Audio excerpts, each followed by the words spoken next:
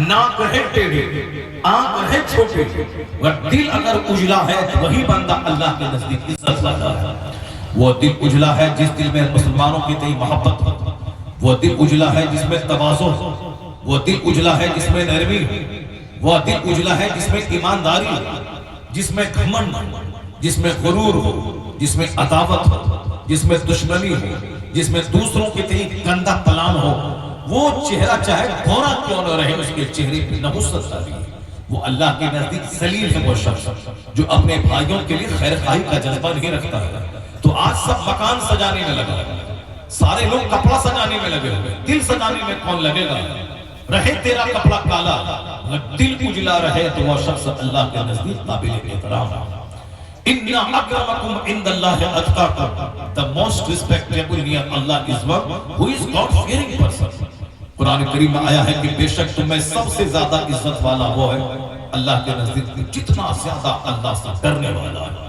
یہ خوف ہماری طاقت ہے، یہ نرمی ہماری پنجی ہے، یہ عاجزی اور خاکساری یہ ہمارا تقوی ہے۔ آج دل اجڑ گیا، لوگ ظاہر سجانے پہ لگے، یہ کیا صاحب ہے؟ زبان پہ میں مصطفیٰ سے پیار کرتا ہوں اور اعمال سارے کافروں جیسے، یعنی لباس کافروں جیسا، گھر کا شادی بیاہ عقیقہ ختنہ ولیمہ کا سارا کلچر مشرکوں جیسا۔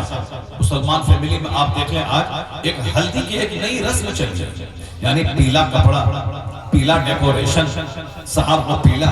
آپ کو معلوم ہونا چاہیے کہ اگر ہلدی کے دن لڑکا بیٹھا ہوا ہے منڈپ میں اور اس کی بھابھی ہلدی لگا رہی ہے، اس کی چچیری بہن ہلدی لگا رہی ہے، یہ حرام، سخت حرام، حرام سخت حرام۔ ہلدی لگانا حرام نہیں ہے، اگر میل کچیل صاف کرنے کے لیے اگر بدن میں ہلدی لگا دی جائے حرام نہیں ہے، لڑکا اپنے سے لگا لے بدن کا میل کچیل صاف کرنے کے لیے، ورنہ آج کل صابن سے بہتر کون سی ہلدی ہے؟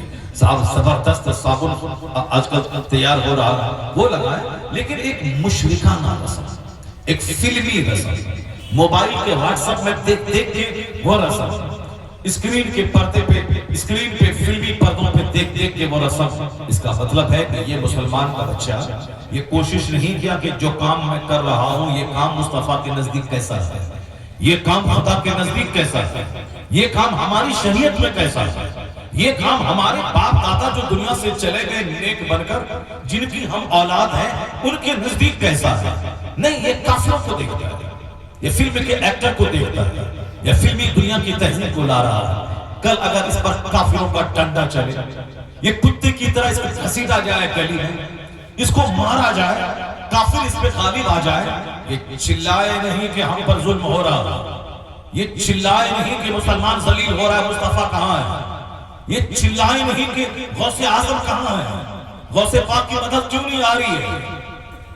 جب تم شادی کے ٹائم میں نہیں سوچا کہ غوث اعظم کی ادا کیا ہے، تم نے اس وقت نہیں سوچا کہ مصطفیٰ کہاں ہے، تم نے اس وقت نہیں سوچا کہ میرے خدا کا قانون کہاں ہے، تم نے آزادی کی شادی بیاہ کے موقع پر، ولیمہ کے موقع پر، تم نے برتھ ڈے پارٹی پر، تم نے گھر مکان کی تعمیر پہ لباس پہننے، اسکول کالج میں اپنے بال بچوں کو پڑھانے کے ٹائم میں تم نے ہندو کافروں کی پیروی کی، مشرکوں کی پیروی کی، ناچنے گانے والوں کی پیروی کی۔ اب جب سنکٹ میں پھنسے ہو، مصیبت کا ڈنڈا پڑ رہا ہے، تو کہتے ہو غوث کہاں ہے، کہتے ہو خواجہ غریب نواز کہاں ہے، کہتے ہو صاحب رسول پاک کہاں ہے، کہتے ہو خدا کی مدد کہاں ہے۔ خدا کی مدد اس کے ساتھ ہوتی ہے جو اپنی تہذیب شریعت کے مطابق رکھتا ہو، جو اپنا کلچر مصطفیٰ کی تعلیمات کے مطابق رکھتا ہو۔ تو تم سنکٹ کی گھڑی میں مصطفیٰ کو یاد کرو، تم خوشحالی کے دنوں میں مصطفیٰ کو یاد کرو، جب تم سنکٹ میں پڑے گا تو مصطفیٰ تجھے یاد رکھے گا، غوث اعظم کی مدد تیرے ساتھ آ جائے گی۔ تو تم نے کافروں کے کلچر کو جگہ دیا شادی بیاہ میں، اور جب ڈنڈا پڑا ہے تو کہتے ہو غوث کہاں ہے۔ بزرگوں نے کہا ہے یہ مت بول کہ خدا کہاں ہے، یہ بول کہ تو کہاں ہے، تو کہاں کھڑا ہے، تیرا لباس ویش بھوسا کہاں ہے، تیرا کلچر کہاں ہے۔ تو پکا محمدی بن جا، ہاتھ نہیں بھی اٹھائے گا تیری مدد کے لیے مصطفیٰ بھی آئیں گے۔ نعرہ تکبیر، نعرہ رسالت، علماء اہل سنت، خلیفہ حضور تاج و شریعہ۔ اسلام نے آپ کو سجدہ کرنے کے لیے بولا ہے، نہ کہ ناچنے کے لیے بولا ہے۔ اسلام نے آپ کو صبر کرنے بولا ہے، نہ کہ صاحب مشتعل ہونے بولا ہے۔ اسلام نے آپ کو دھیریہ رکھنے کا کہا، اسلام نے آپ کو وزڈم اور حکمت سے کام لینے کا کہا، نہ کہ صاحب دوسروں کو دکھانے کے لیے، ناچنے گانے کے لیے آپ کو اسلام نے آدیش دیا۔ اسلام نے تو آپ کو صبر کا پیغام